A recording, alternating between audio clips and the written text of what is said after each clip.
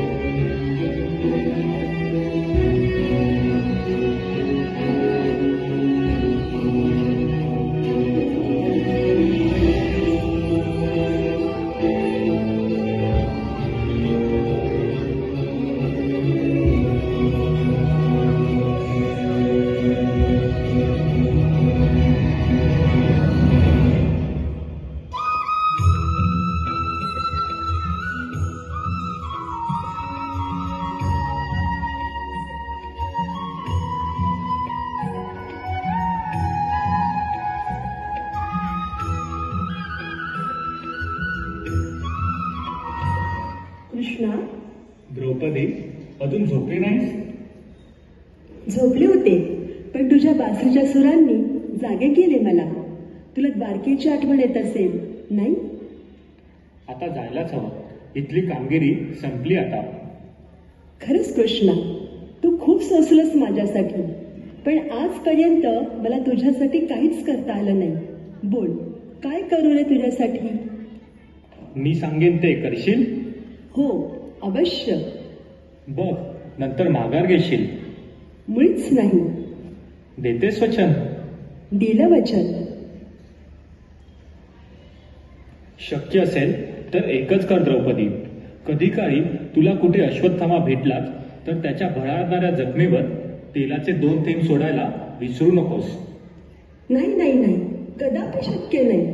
ज्यानं माझ्या 5 मुलांची निर्घृण हत्या केली त्या सैतानाला मी सहानुभूती दाखवणं शक्यच नाही. बघ, म्हटलं होतं ना नंतर माघार घेशील म्हणून. एवढं सोडून दुसरं काहीही सांग कृष्णा. माझे प्राण मागितलेस तरी मी ते अर्पण करीन, पण माझी अशी सत्व परीक्षा पाहू नकोस. द्रौपदी, मला तुझे प्राण नकोत. शक्य झाले तर मला दिलेल्या वचनाचे पालन कर. मी पाय पडते कृष्णा, मला तुझ्या वचनातून मुक्त कर. वैरावर प्रेम करणं जमायचं नाही मला. आणि मी वैराचा त्याग करू शकत नाही. मग त्याला तू तरी एवढा भयंकर शाप दिलासच का? शाप देणं आपल्या हाती नसतं वेडे. ती निसर्गाची इच्छा असते. तो नियतीचा नियम असतो. अश्वत्थामाला दिलेला शाप मला खरा करून दाखवायचा आहे. म्हणजे मी नाही समजले. अगं वेडे, त्याच्या जखमेतून रक्त पू होऊन मलाच व्हायचे आहे. त्याच्या देहाची दुर्गंधी म्हणजे मीच आहे. त्याच्या शरीरात होणारा वेदना म्हणून मला थंकायचे आहे. इतकंच काय, या विश्वातील सारे सुख दुःख म्हणजे मीच आहे. कृष्णे, या क्षणी तू जो श्वास घेते तोही मीच आहे. दिलं वचन. अश्वत्थामाच्या जखमेवर मी रोज तेल घालीन. अश्वत्थामाच्याच काय, पण जगातल्या सगळ्याच रंजल्या गाजल्यांच्या दुःखावर फुंकर घालीन. शत्रू म्हणणार नाही, मित्र म्हणणार नाही, सर्वांवर एकसारखीच मायेची पाखर घालीन. उठणार नाही, मातणार नाही, घेतला वसा टाकणार नाही. शाबास कृष्णे, माझी हीच अपेक्षा होती तुझ्याकडून. केवळ 5 मुलांची दुर्दैवी माता म्हणून पुत्रशोकाने आयुष्यभर अश्रू डाळीत बसण्यापेक्षा जगज्जननी हो द्रौपदी, जगज्जननी हो. बस, मला वाटतं आता माझं इथलं कार्य संपलं. इथूनच सुरू झाला द्रौपदीच्या सक्षमीकरणाचा प्रवास. निर्भीडतेकडून आत्मविश्वासाकडे, आत्मविश्वासातून परोपकाराकडे, परोपकाराकडून जीवनाच्या अंतिम सत्याकडे.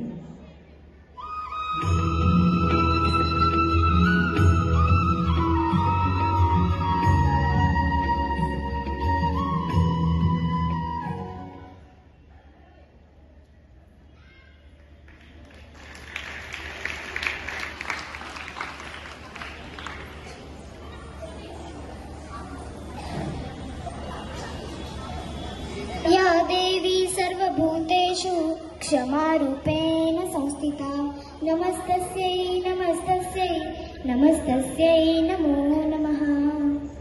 महिला सुरक्षा काळाची गरज, महिला सुरक्षा काळाची गरज. नमस्कार, मी अंबरनाथ विभागातून कुमारी प्रांजली आपल्याशी संवाद साधते. अहो, महाभारत काव्यग्रंथ तर महानच आहे. अंधाराच्या फलकावर प्रकाशाचे वेध घे, सामर्थ्याच्या शास्त्राला अस्मितेची धार दे, दास्यांच्या शृंखलांना विवेकाने साथ दे, परंपरेच्या वेदनांना कंठामधून वाढ दे, उद्याच्या भगिनींना परोपकाराची भेट दे, परोपकाराची भेट दे. महाभारत काळ तर आपल्याला माहीतच आहे, पण सर्व बघत आहात ना आजच्या काळात काय चाललं आहे ते. कैसे बनाओगे भारत को विश्व शक्ति जब सुरक्षित ही नहीं है देश में नारी, देश में नारी. पथनाट्य स्काउट गाईडच्या 2 विद्यार्थिनींनी